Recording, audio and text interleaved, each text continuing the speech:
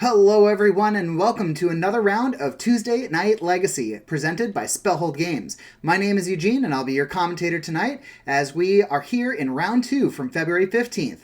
On the left, we have Alan playing Blue-Red Delver, as he calls your Fliers, because there are only creatures in the deck that can either already have or can gain flying. And on the right, we have Max playing a Doomsday Tempo deck that is just a little bit different than the usual Doomsday that we see. It still has the combo, but it also wants to play that tempo game very similar to how Blue-Red Delver likes to play tempo. So this will be quite an interesting match. Let's get into it. So Alan is on the play here, starting with a Volcanic Island into a Ponder. We're going to see a lot of card draw during this game, a lot of Ponders and Brainstorms from both sides. Since both of these decks want to have the advantage over the opponent, and card draw definitely gives you a great edge to get that advantage. First card we see of the game is Dragon's Rage Channeler. This is a 1/1 for 1 red that has, whenever you cast a non-creature spell, Surveil 1. So you can look at the top card of your library, put it straight into the grave if you don't like it, or if you just want it in the grave, you can just put it there. Then the Delirium, having 4 card types in the grave, will give it +2/+2 and flying, but it has to attack each turn if able. So we see a Mishra's Bauble come down, checks the top card of Max's deck, and goes into the grave. So that's 3 different types in the grave already: Sorcery, Instant, and Artifact. On Max's side, we see Malevolent Hermit come down, which is one of the newer cards for the Doomsday Tempo list. So it actually is 2 different creatures. It has the pay 1, sacrifice, counter target non-creature spell unless its controller pays 3. Then it also has Disturb for 3, and when it comes back into play, it says non-creature spells you control cannot be countered. Should have brought up that second side, but I'm almost positive that's the text on it. We see a Days Go on the stack there from Alan. He decided to put a Surveil trigger on the stack and turn the Dragon's Rage into a 3/3. The Days did resolve. Murktide Regent trying to come down, but Max, having his own Days, decided not to let that big Murktide resolve. Probably a very good idea, as Alan spent most of his graveyard to do that. Has to rebuild that Delirium. We see a Ponder from Max and pass. Alan trying to decide here with his DRC back at as a 1/1 and 2 card types in the grave. This Brainstorm is probably going to help. That Surveil trigger did go on the stack, and he decided to keep that card on top. So theoretically an important card. With 2 cards on top, you can actually decide, if this is going to allow me to hit my Delirium, you can cast another like Brainstorm or Ponder or something and just put that card you already knew that was going to be on top right in the grave. But the fetch land is going to do it, and DRC is back at 3. We see 2 open mana, a Baleful Strix coming down on Max's side. This is a 1/1 flying Death Touch creature that enters the battlefield and draws a card. We also see the Urza, or Delver of Secrets, coming down on Max's side. Got that 1/1. If he reveals an instant or sorcery off the top, it'll turn into a 3/2 flyer. Expressive Iteration for Alan. This is going to gain him some card advantage. Still 3 lands on either side. Surveil Trigger is going to put that Ponder right into the grave. Looks like Alan's trying to set up for a big Murktide play. Several instants and sorceries in the grave. Lightning Bolt is going to catch that Baleful Strix so that the Dragon's Rage Channeler can attack unfettered by things like Death Touch flying creatures. We see a Polluted Delta come in, and I believe that is an Underground Sea. I apologize for the glare. I have to work on that next week. Thought we solved the glare problem. 3 mana is going to get a Liliana, the Last Hope. So this does resolve. This is kind of a control card, allowing the tempo player to shrink or kill the opponent's creatures, or get any creature that you want back from your deck, say a Malevolent Hermit, to make sure that your non-creature spells resolve correctly. We see a Brainstorm. from Max. I believe he has shrunk the Dragon's Rage Channeler down to a 1-2, since the first ability gives -2, -1. It's a little awkward, but it does get a lot of that power out of the way. And being down to 8 already, Max is going to need to stall or control as much as possible here to bring the game back. Dragon's Rage Channeler is, in fact, a 3-3. Has to attack, even though it is a 1-2 until Max's next turn. Another Dragon's Rage Channeler comes down. All right, we see off the top a Temporal Mastery. Max had set that up with his Brainstorm last turn. This is basically a 7 cast, take an extra turn, but if you can Miracle it, being the first card you draw for turn, then it is simply a Time Walk, which allows you to take an extra turn for 2 mana. Not a bad card when you consider that it's a part of the Power 9.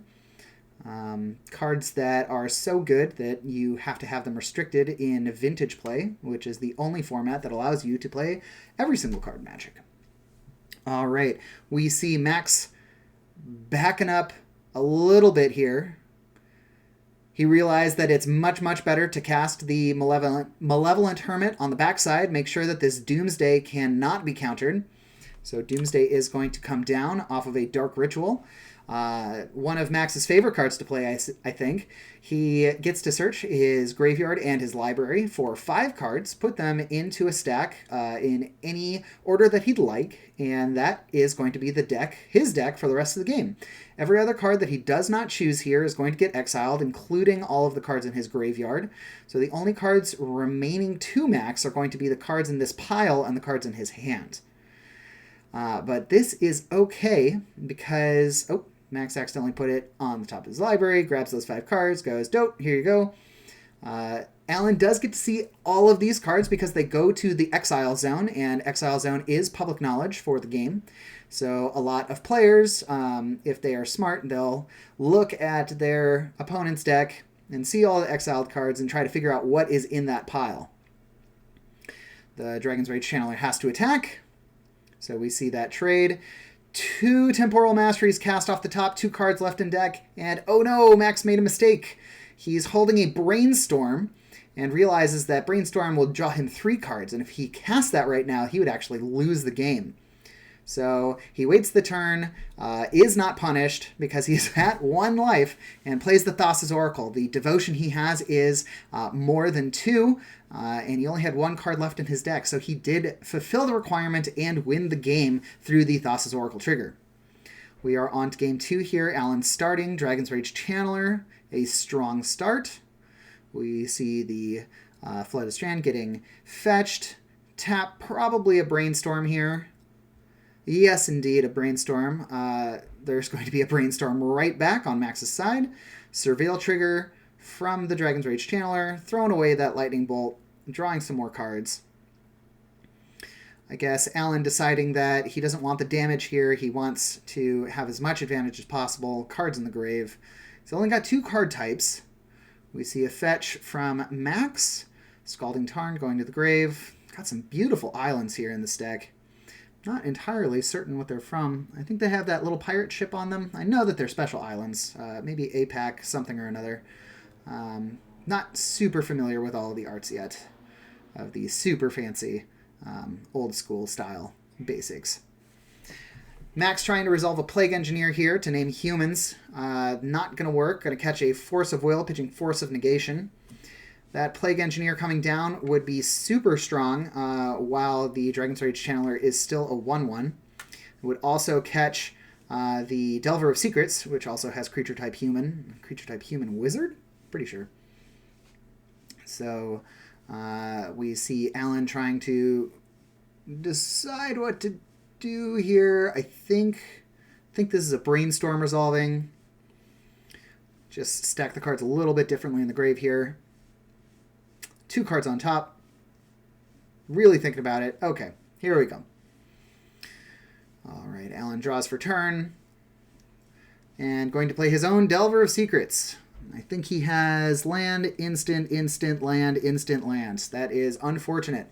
So a second Plague Engineer coming down, naming humans, is going to catch and destroy Alan's side of the field. It's kind of a brutal play there. We're going to think about it. Okay, it's back to Max. Decided not to play that Dragon's Rage Channeler as the static effect would have it die instantly. There was a little confusion at the table here. Max thought he already drew a card for turn, and being the good guy that he is, decided not to draw the card, but he did, in fact, not draw for turn, so a little bit of a time walk on himself, but that's okay. The 2 damage in from the Plague Engineer, Malevolent Hermit resolving. We have a Brainstorm.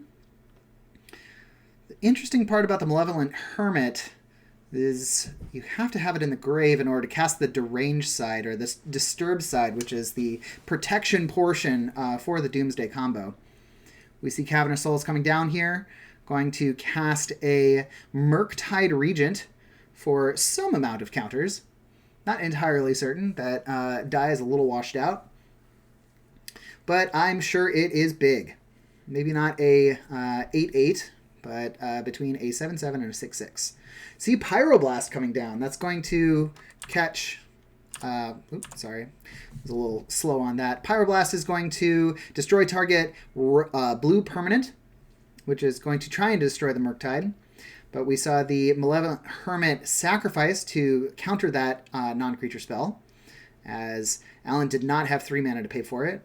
Alan playing his own Murktide Regent of a similar size. Brainstorm getting resolved on Max's side. Deciding, well, maybe these. This seems good. There we are.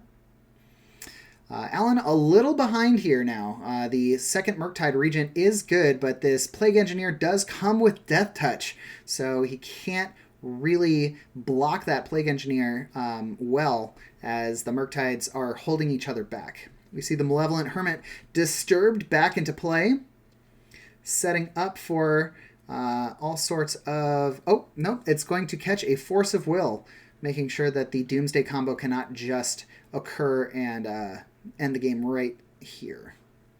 A Ponder from Alan.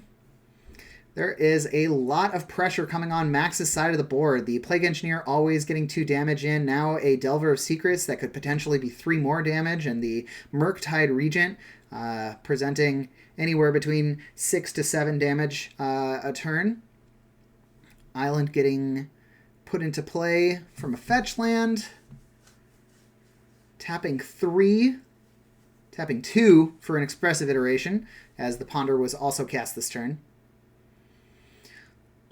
Needing that card advantage. Going to get a Wasteland that's going to blow up Cavernous Souls, stopping the potential of the Thassa's Oracle. Rough stuff here. Temporal Mastery, flipping the Delver, potentially giving another turn, but that's going to catch a Force of Will. The Petty Theft. Oh, sorry, I was using a new style of play this time for the video. Not a huge fan of it going to black, but we'll work on that next time. How that game ended was the Petty Theft put the Murktide Regent back in hand, and then Max just swung for a ton of damage. So that's the end of round 2. I hope you enjoyed it, and we'll see you in round 3.